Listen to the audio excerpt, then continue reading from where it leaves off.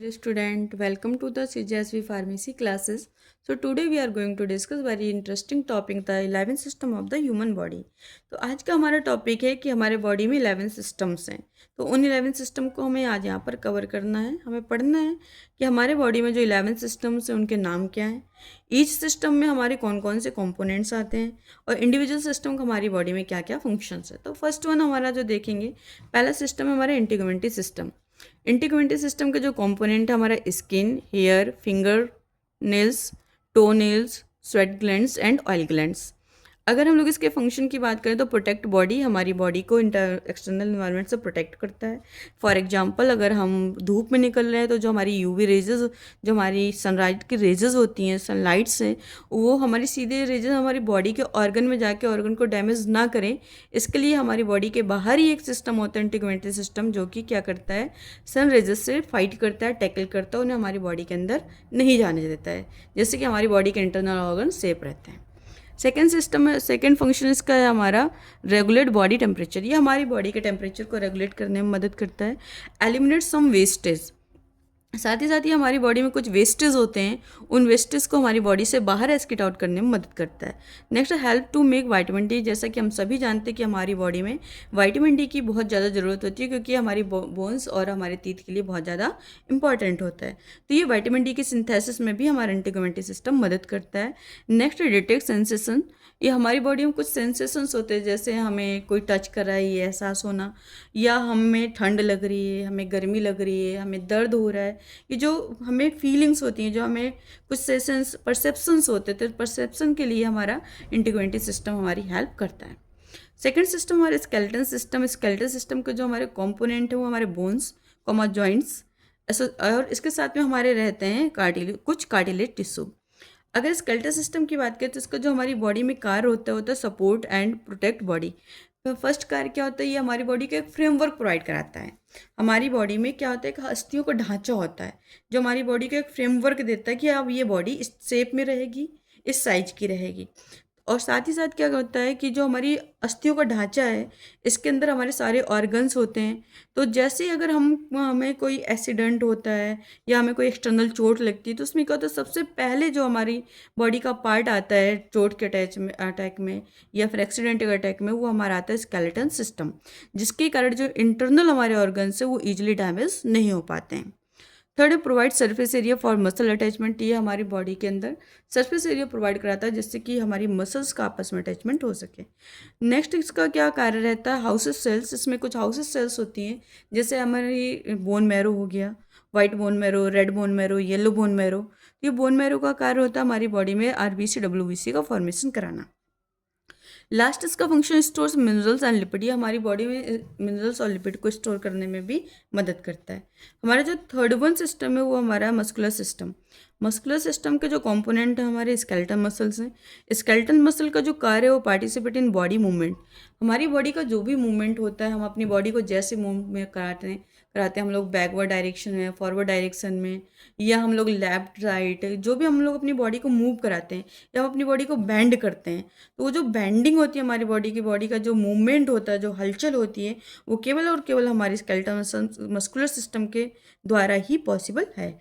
जैसे हमारा easily walk करना, अगर हमारी बॉडी मस्कुलर सिस्टम है तब ये पॉसिबल है, तभी हम वॉक कर सकते हैं, अदरवाइज हम वॉक नहीं कर सकते. हमारी बॉडी का पोस्चर, हमारी बॉडी का गेस्चर मेंटेन होना, बॉडी में हीट का प्रोड्यूस होना, ये सारी चीज़ें हमारे स्केलेटल सिस्टम मस्कुलर सिस्टम के द्वारा ही पॉसिबल है. फोर्थ सिस्टम है हमारा नर्वस सिस्टम. नर्वस सिस्टम के जो हमारे कंपोनेंट हैं वो हमारा ब्रेन, स्पाइनल कॉर्ड, नर्व्स, इसके साथ साथ कुछ हमारे स्पेशल सेंसेस ऑर्गन्स है, जैसे हमारा आई एंड ईयर्स. अगर हम लोग नर्वस सिस्टम की बात करें तो फर्स्ट इसका नर्वस सिस्टम है generate action potential to regulate body activities. हमारी बॉडी की जितनी भी एक्टिविटीज़ हैं, उन एक्टिविटीज़ को मेंटेन करने के लिए, रेगुलेट करने के लिए नर्वस सिस्टम क्या करता है, हमारी बॉडी में एक एक्शन पोटेंशियल को जनरेट करता है. अब ये एक्शन पोटेंशियल क्या है, सेम एज हमारा करंट की तरह है. अगर हमें कहीं चोट लगी, मान लेते हैं हमारे हाथ में चोट लगी, तो वो हाथ में जो चोट लगी है उसका एहसास हमारे ब्रेन तक होना, उसका मैसेज हमारे ब्रेन तक जाना, और फिर वापस उसका मैसेज हमारे हाथों में आना और हमें ये फील कराना कि हमें पेन हो रहा है। ये केवल और केवल नर्वस सिस्टम के द्वारा ही पॉसिबल है, क्योंकि ये क्या करता है, एक्शन पोटेंशियल को जनरेट करता है, जिसके थ्रू हमारा मैसेज क्या होता है, सेंसरी और मोटर न्यूरॉन के थ्रू हमारा ट्रांसमिट होता है और हमें ये एहसास होता है कि हमें चोट लगी। सेकेंड इसका था detect changes in body, internal external environment. Nervous system हमारा क्या काम करता है, हमारी बॉडी में जो भी इंटरनल और एक्सटर्नल इन्वायरमेंट के कारण चेंजेस आते हैं तो उस चेंजेस को भी ये डिटेक्ट करता है। हमारी बॉडी में कोई भी अगर बदलाव आता है, वो एक्सटर्नल इन्वायरमेंट के कारण हो या फिर हमारे बॉडी के इंटरनल इन्वायरमेंट के कारण हो, तो उस चेंजेस को क्या करता है, डिटेक्ट करता है। थर्ड फंक्शन होता है interpret changes and respond by causing contraction and glandular secretion.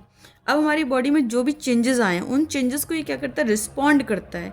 Respond कैसे करेगा, हमारी बॉडी में कॉन्ट्रैक्शन कराएगा, साथ ही साथ में कुछ सिक्रीशन कराएगा। तो इसके 3 फंक्शन है, एक्शन पोटेंशियल को जनरेट करता है और उस एक्शन पोटेंशियल के जनरेट होने से हमें ये चीज़ें एनालाइज हो पाती हैं कि हमें कहीं चोट लगी है, हम ये परसेप्शन फील कर पाते हैं कि हमारी बॉडी एक्टिव स्टेट में है। सेकेंड हमारे ये क्या करता है, हमारी बॉडी में इंटरनल या एक्सटर्नल इन्वायरमेंट के अगर कोई भी चेंजेस आते हैं तो उन चेंजेस को ये डिटेक्ट करता है। थर्ड क्या करता है, जो भी चेंजेस आए उनके लिए हमारी ये बॉडी को रिस्पॉन्ड कराता है। और कैसे रिस्पॉन्ड कराएगा, बॉडी में कॉन्ट्रैक्शन करेगा, ये तो कोई ग्लैंडुलर सिक्रीशन करा देगा। जो केमिकल हमारा सिक्रीट होगा उस केमिकल के थ्रू हमें ये पता चलेगा कि हमारी बॉडी में क्या एक्टिविटीज़ हो रही हैं, हमारी बॉडी में क्या चेंजेस आ रहे हैं, इंटरनल इन्वायरमेंट से चेंजेस आ रहे हैं या फिर हमारे एक्सटर्नल इन्वायरमेंट से चेंजेस आ रहे हैं। फिफ्थ है हमारा एंडोक्राइन सिस्टम।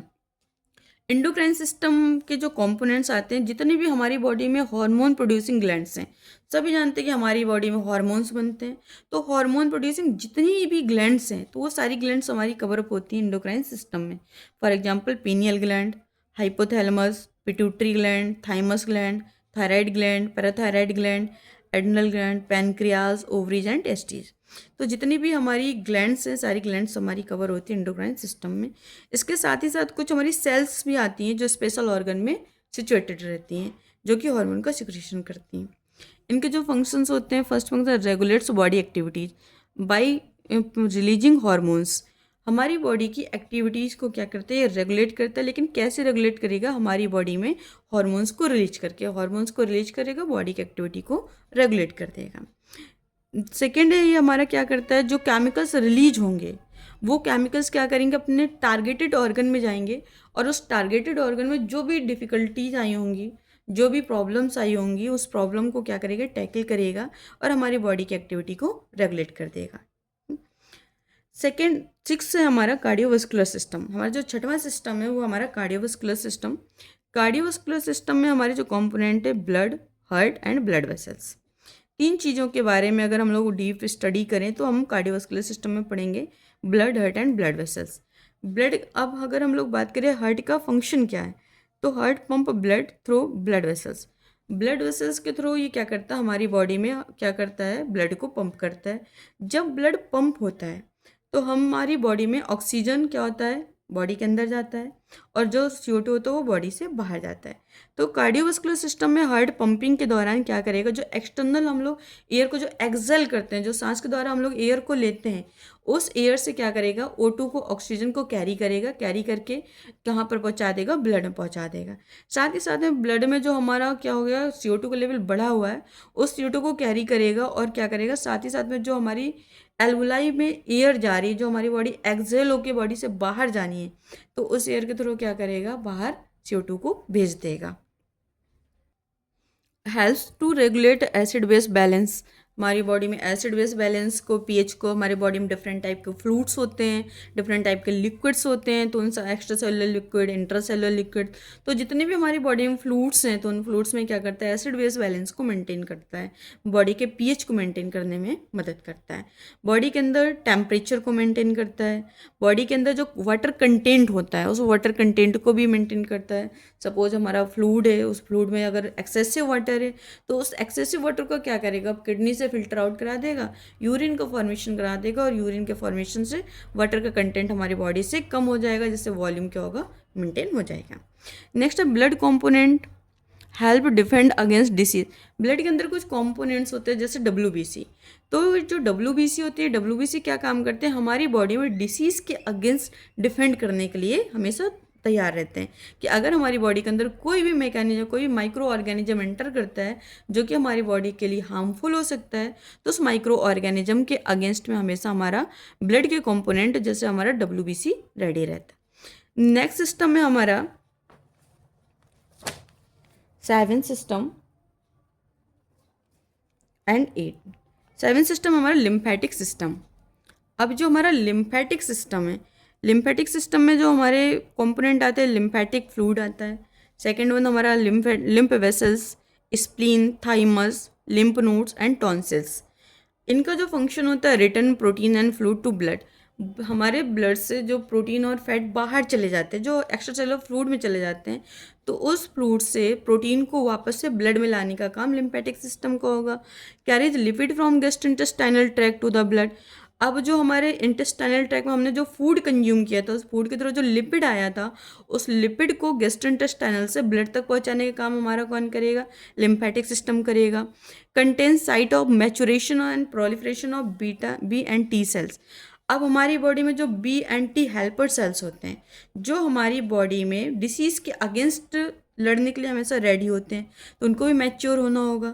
तो मैच्योरिटी की जो साइट है वो भी हमारी कहाँ पर होती है? लिम्फेटिक सिस्टम में। तो जितने भी हमारे डिफेंस सेल्स हैं, बी सेल्स हैं, टी सेल्स हैं, इनकी मैच्योरेशन साइट हमारी कहाँ पर होगी? लिम्फेटिक सिस्टम में। नेक्स्ट हमारा 8th सिस्टम है रिस्पायरेटरी सिस्टम। रिस्पायरेटरी सिस्टम की अगर हम लोग कॉम्पोनेंट की बात करते हैं तो lungs and air passageways आते हैं, जैसे फेरिंग्स को हम लोग थ्रोट कहते हैं, लैरिंग्स को वॉइस बॉक्स कहते हैं, ट्रैकिया को हम लोग विंड पाइप बोलते हैं, ब्रोंकाई आता है, ब्रोंकाई आगे जाके सब पार्ट में डिवाइड हो जाता है, जैसे हम लोग ब्रोंक्यूल्स बोलते हैं। ब्रोंक्यूल के ऊपर हमारे फ्लास्क लाइक स्ट्रक्चर होते हैं जिन्हें हम लोग एल्वुलाई बोलते हैं। Alveoli is the last part of the respiratory system. Alveoli ही हमारे रिस्पायरेटरी सिस्टम के एक ऐसा पार्ट होता है जहाँ पर एक्सचेंज ऑफ एयर हमारा होता है, जिसमें ब्लड से हमारा क्या होता है? CO2 आता है और वो हमारा एक्सहेल के थ्रू बॉडी से बाहर जाता है, और जो बाहर से हमारा ऑक्सीजन एयर आया उससे हमारा O2 एल्वुलाई से ब्लड में जाएगा। इसके जो फंक्शंस होंगे, transfer O2 from inhale air to the blood.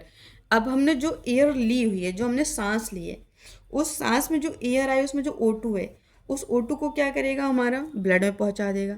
अब ब्लड में जो हमारा CO2 को था, उस CO2 को क्या करेगा? जब हम सांस छोड़ेंगे, एक्सहेल करेंगे, तो उसके थ्रू CO2 की हमारी बॉडी से बाहर भेजने में मदद करेगा। Help regulate acid base balance body fluid. अब बॉडी में जो भी बॉडी फ्लूइड्स हैं, उनके बॉडी फ्लूइड्स के एसिड और बेस को मेंटेन करने में मदद करेगा। Produce sound. अब ये जो हमारी साउंड है, हमारी जो पिच है, जो हम बोल पा रहे हैं, जो हमारी वॉइस का फॉर्मेशन हो रहा है, ये भी हमारा कहाँ पर होता है? रिस्पायरेटरी सिस्टम के लैरिंग्स वाले पार्ट। नेक्स्ट हमारा डाइजेस्टिव सिस्टम। ये हमारा 9th सिस्टम है, 9वां सिस्टम है डाइजेस्टिव सिस्टम। इसके जो ऑर्गन्स हैं, इसमें 2 टाइप्स के ऑर्गन्स होंगे। हमारे मेन ऑर्गन्स होंगे, सम एसेसरीज ऑर्गन्स होंगे। मेन ऑर्गन के साथ में जो काम करने में मदद कराएंगे वो हमारे एसेसरी ऑर्गन्स होंगे। मेन ऑर्गन्स में हमारा mouth, pharynx, oesophagus, stomach, small and large intestine, anus. Accessory में अगर हम लोग हेल्पिंग ऑर्गन की बात करें तो salivary glands, liver, gall bladder and pancreas. अब इनके फंक्शन की बात करते हैं तो achieve physical and chemical breakdown of food. It means हम लोग सिंपली कह सकते हैं, तो जो डाइजेस्टिव सिस्टम होता है उसका जो मेन कार्य होता है वो होता है हमारे जटिल फूड को सिंपल फूड में कन्वर्ट करना, कॉम्प्लेक्स फूड को सिंप्लीफाई करने में मदद करना।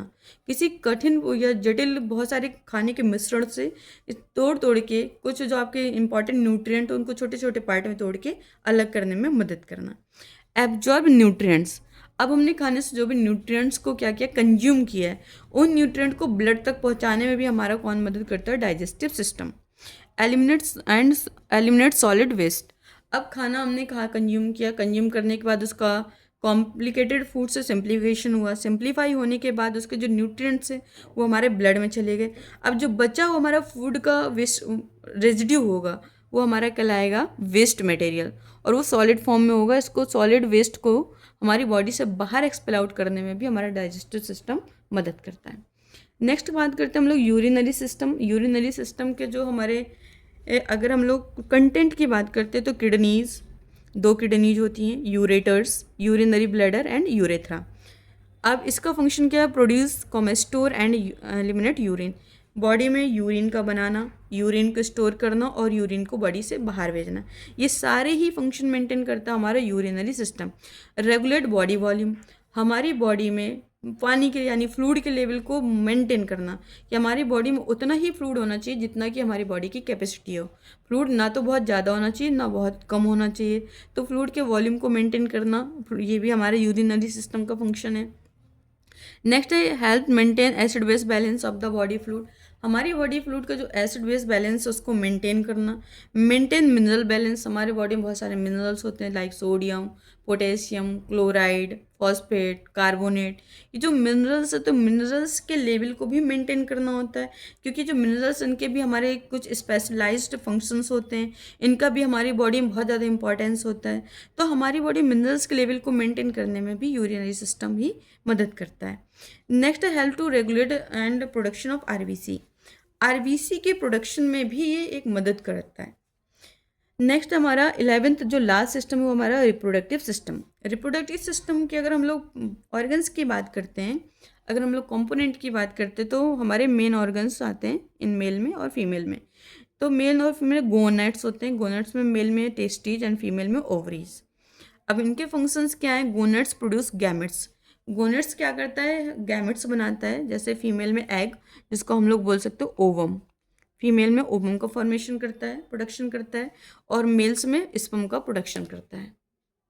कुछ एसोसिएटेड ऑर्गन्स होते हैं जो हमारे रिप्रोडक्टिव सिस्टम में होते हैं, जैसे मेल के कुछ एसोसिएटेड ऑर्गन्स है जैसे एपिडिडाइमस है, डक्टस है, वास डिफरेंस है, सेमिनल वेसिकल्स है, प्रोस्टेट है एंड पेनिस है।